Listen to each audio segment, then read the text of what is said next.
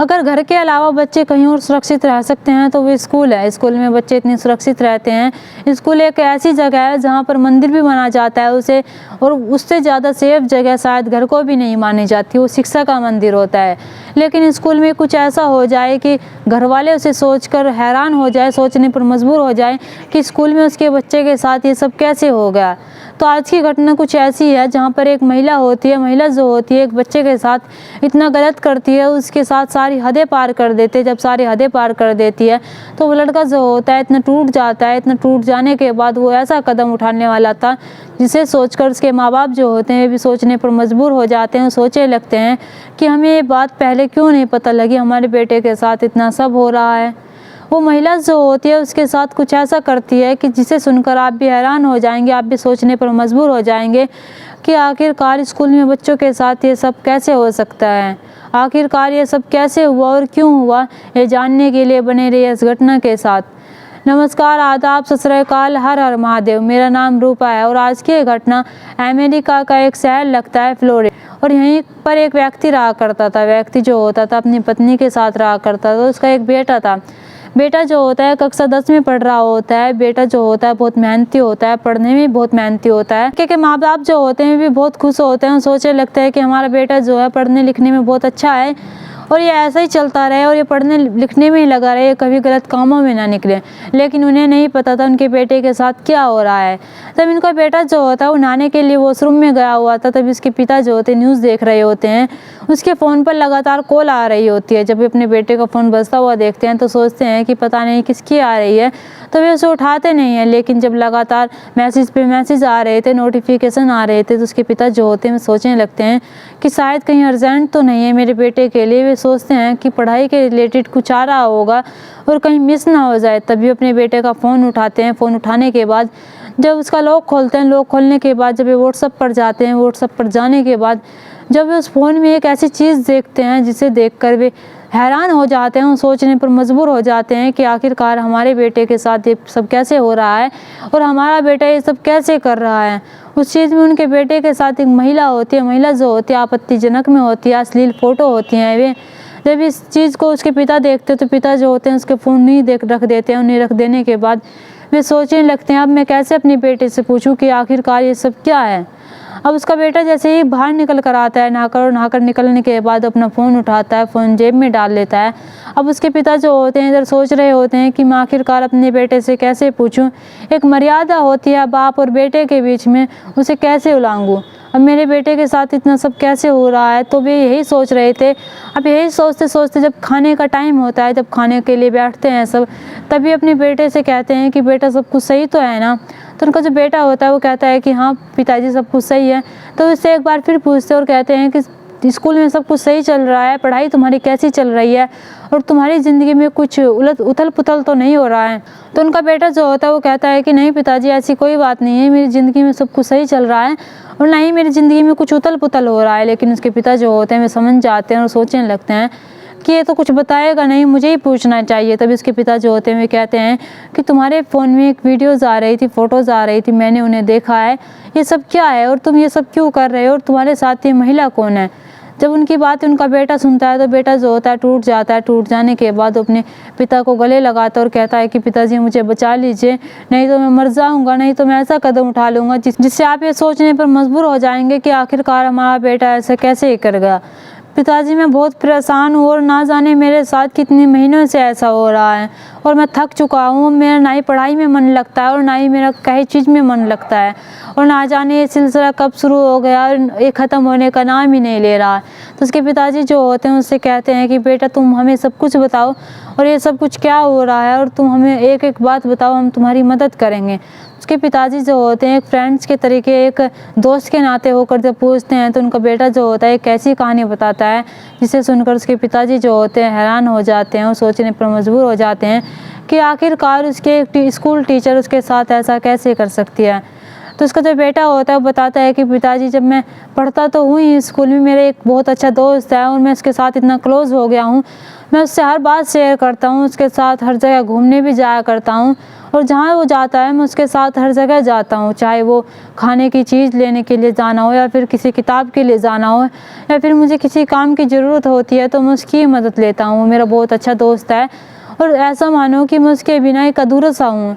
वो मेरा इतना अच्छा दोस्त है कि मैं उसके घर पर भी जाया करता था। वो कभी कभी मुझे अपने घर पर भी ले जाता था और जब अपने घर पर ले जाता था तो उसकी माँ जो होती है उसे बहुत प्यार करती है, उसके बेटे को यानी कि अपने बेटे को। वो मुझे भी अपने ही बेटे की तरह प्यार करती थी। कभी मेरे सर पर हाथ फेरा करती थी, कभी मुझे कहा करती थी बेटा तुम कभी कुछ खाओगे, तो कभी उससे कुछ कहा करती थी। जो दोस्त की माँ होती है वो स्कूल में एक ड्रामा टीचर होती है, यानी कि जिस स्कूल में पढ़ रहा होता है लड़का उस स्कूल में वो ड्रामा टीचर होती है और उन्हें पढ़ाया भी करती थी, उन्हें लिखाया भी करती थी। अब मेरा दोस्त जो होता था मुझे हर रोज़ अपने घर पर ले जाया करता था, मैं भी उसके घर पर जाया करता था। मैंने आपको कभी नहीं बताया कि मैं उसके घर पर जाता हूँ।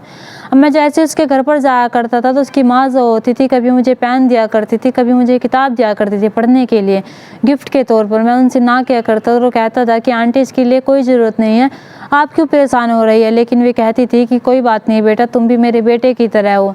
तो मैं उनसे हर चीज़ ले लिया करता था। मैंने आज तक आपसे ये भी नहीं बताया कि मुझे इतने सारे गिफ्ट भी दिए हैं, तो मैं कैसे बता सकता था आकर कि मेरे साथ ये सब कुछ हो रहा है।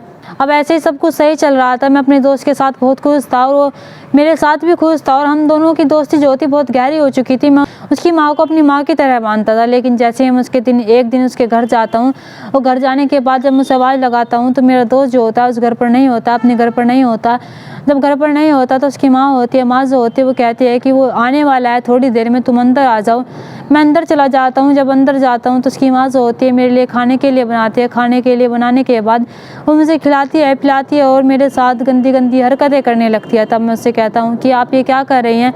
तो उसकी जो माँ होती है मेरे दोस्त की, वो मेरे साथ ऐसी ऐसी हरकतें कर रही होती है।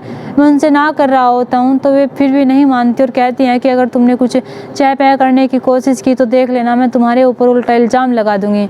उसकी जो ड्रामा टीचर होती है जब उसके साथ इतनी गंदी हरकतें कर रही होती है तो उसके साथ एक एक करके उसका कपड़ा उतारती, कपड़ा उतारने के बाद उसके साथ संबंध बनाती है और अपनी शारीरिक ज़रूरतों को पूरा करती है। जब उसके साथ पहले दिन वो संबंध बनाती है तो अपना फ़ोन जो होती है रिकॉर्डिंग के लिए लगा देती है और लगा देने के बाद वो रिकॉर्डिंग बना लेती है उसकी, ताकि वो उसके साथ हर रोज़ ऐसा कर सके। अब जैसे ही उसके साथ अपनी हसरत पूरी कर लेती है उसका मन भर जाता है। मन भर जाने के बाद वो उससे कहती है कि तुम्हारा दोस्त जो है वो अभी नहीं आएगा, तुम अपने घर जा सकते हो। अब वो घर आता है, घर आने के बाद एक कमरे में अपने बंद कर लेता है। बंद कर देने के बाद वो सोचने लगता है, रोने लगता है, चीखने लगता है और कहता है कि मैं कैसे अपने माँ बाप को ये सारी बातें बताऊँ और कैसे उनसे कहूँ कि मेरे साथ इतना सब हो रहा है। अभी लड़का जो होता है ये अपने आप ही अंदर अंदर घुट रहा होता है, सोचने लगता है कि मैं कैसे बताऊं। लेकिन इधर इसकी जो स्कूल टीचर होती है, ड्रामा टीचर होती है, उसे फ़ोन करते हैं। फ़ोन करने के बाद इसे कहती है कि तुम्हें मुझसे मिलने के लिए मेरे घर आना होगा। तो ये लड़का जो होता है साफ इनकार कर देता है और कहता है कि मैं आज के बाद तुम्हारे घर पर कभी नहीं आऊँगा और ना ही मैं अपने दोस्त से मिलने आऊँगा। अगर मुझे मिलना होगा उससे तो मैं अपने घर पर ही मिल लूँगा। जब ये बात इसकी ड्रामा टीचर सुनती है तो वो कहती है कि मुझे पता था तुम मेरे साथ ऐसा ही करोगे और तुम फिर से मेरे घर पर नहीं आओगे जब मैं तुम्हारे साथ ऐसा करूँगी। मैंने पहले ही तुम्हारे साथ ऐसा कर दिया कि तुम मजबूर हो जाओगे मेरे पास आने के लिए। स्कूल ड्रामा टीचर जो होती है उसके फ़ोन पर वीडियोज़ भेजती है, फ़ोटोज़ भेजती है जिसमें वे अश्लील होते हैं, यानी कि वे आपत्तिजनक में होते हैं। उसके साथ संबंध बना रही होती है उस लड़के के साथ, अपने स्टूडेंट के साथ। तभी वो जब ये चीज़ देखता है तो वो कहता है कि मैम मेरे साथ ऐसा मत कीजिए, मेरी आंटी हैं आप, मेरे दोस्त की माँ हैं आप, मेरे साथ ऐसा कैसे कर सकती है, मेरे साथ मत कीजिए ऐसा। लेकिन उसकी जो स्कूल टीचर होती है, ड्रामा टीचर होती है, वो कहती है कि तुम्हें अभी आना होगा, मेरे घर पर मेरा बेटा नहीं है। तो ये लड़का जो होता है उसके घर पर पहुंचता है। घर पर पहुंचने के बाद ये फिर से उसके साथ शारीरिक संबंध बनाती है, उसके साथ ऐसा करती है, इतना गंदा कृत्य करती है कि वो कहता रह जाता है कि मैम प्लीज़ मेरे साथ ऐसा ना कीजिए। इसकी उम्र जो होती है 14 साल होती है। 14 साल की उम्र में इतना सब हो रहा था इसके साथ, तो ये सोच नहीं सकते आप कि एक लड़के के साथ इतना सब हो रहा है और वो किसी को बता भी नहीं सकता।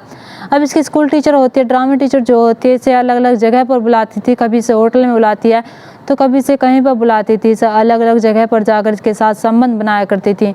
कभी कभी इसे बीच पर ले जाया करती थी और कहती थी कि तुम मेरी सारी ज़रूरतों को पूरा करते हो, अगर तुम्हें कभी भी किसी भी तरह की चीज़ की ज़रूरत हो तुम मुझे बता सकते हो। लेकिन इधर जो ये 14 साल का लड़का होता है कहता है कि मैम मुझे किसी भी चीज़ की ज़रूरत नहीं है, आप मेरे साथ अगर कुछ कर सकते हैं तो आप ऐसा कीजिए कि मुझे छोड़ दीजिए, और मैं तुम्हारे साथ नहीं रहना चाहता और ना ही मैं तुम्हारे साथ ये सब कुछ करना चाहता हूँ, तुम मेरे दोस्त की माँ हो।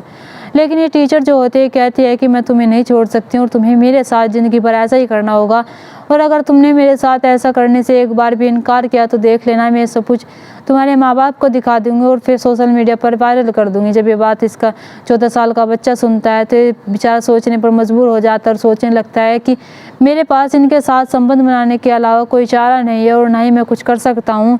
अब मुझे इनके इशारों पर नाचना होगा और जैसा मेरी मैडम कहेगी मुझे ऐसा ही करना होगा। अब सब कुछ ऐसे ही चल रहा था। कई महीने बीत जाते हैं, धीरे धीरे करके 1 साल गुजर जाता है। जब 1 साल गुजर जाता है तो ये महिला टीचर जो होती है यानी कि ड्रामा टीचर जो होती है इसके साथ ऐसा ही गंदे कृत्य करती रहती है। 14 साल का लड़का जो होता है इससे हर बार यही कह रहा होता है कि मैम मुझे छोड़ दीजिए और मैं आपके साथ ये सब नहीं करना चाहता। अगर मेरी बात ये मेरे दोस्त को पता चलेगी तो मेरे बारे में क्या सोचेगा, वो क्या सोचेगा कि जिसे एक माँ का दर्जा दिया, जिसे एक आंटी का हाथ कहता है, वो उसके साथ ऐसा कर रहा है और मैं आपके साथ ऐसा नहीं करना चाहता। आप मेरे साथ ऐसा सब क्यों कर रहे हैं? आपकी जो ज़रूरत है आप वो कहीं और भी जाकर पूरी कर सकते हैं, आप मेरे साथ ये ज़रूरतें पूरी ना करें। उसकी जो टीचर होती है वो ये बात समझने के लिए तैयार नहीं होती, वो उसका दर्द नहीं समझती है। वो उसके साथ लगातार शोषण करती रहती है, उसके साथ इतने गंदे कृत्य को अंजाम देती रहती है। वो बच्चा जो होता है वो सोचता रहता है कि मैं कब इस जंजाल से निकलूँगा और कब मुझे इससे आज़ादी मिलेगी, लेकिन वो नहीं जानता था, इतने उसके घर वालों को नहीं पता लगेगा इसे इतनी इससे आज़ादी नहीं मिलेगी। और ऐसा ही होता है, उसे उससे आज़ादी नहीं मिलती और लगातार उसका शोषण कर रही होती है। लेकिन जैसे ये बात उसके पिता सुनते हैं और पिता सुनने के बाद उनके पैरों के तले से ज़मीन खिसक जाती है। वो सोचने पर मजबूर हो जाते हैं कि आखिरकार 1 साल से उनके बेटे के साथ इतना सब हो रहा था।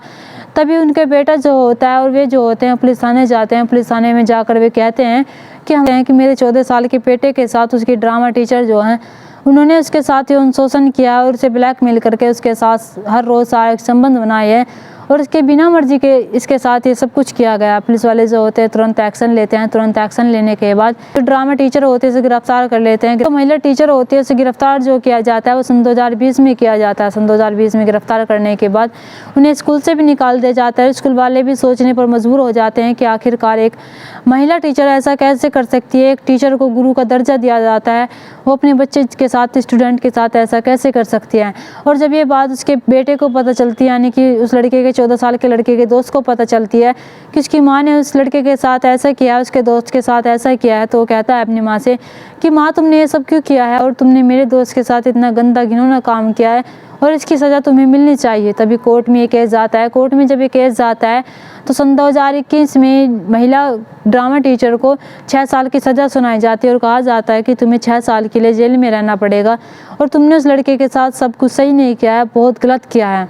अब इस महिला टीचर को 6 साल की सज़ा हो जाती है और जेल भेज दिया जाता है। अब इधर 14 साल का जो लड़का होता है शायद ये ऐसे पहले जैसा नहीं रह सकेगा और पहले जैसा ही पढ़ाई नहीं कर सकेगा और पहले जैसे ही अपनी ज़रूरतों को पूरा नहीं कर सकेगा। ये पहले कितना खुश रहता था और पहले कैसे अपनी पढ़ाई किया करता था और पहले अब कैसे अपने घर में रहा करता था, हंसता था, खेलता था। लेकिन ये जैसे चुप हो जाता है, इसके साथ इतना गंदा काम होता है तो इसके माँ बाप जो होते हैं भी सोचते हैं कि हमारा बेटा काश पहले जैसा हो जाए। लेकिन वो तो भगवान ही मालिक है कि वो पहले जैसा हो जाए, लेकिन पहले जैसा वो कैसे हो सकता है। उसके साथ 1 साल से इतना गंदा कृत्य हो रहा था, इतना गंदा घिनौना काम हो रहा था।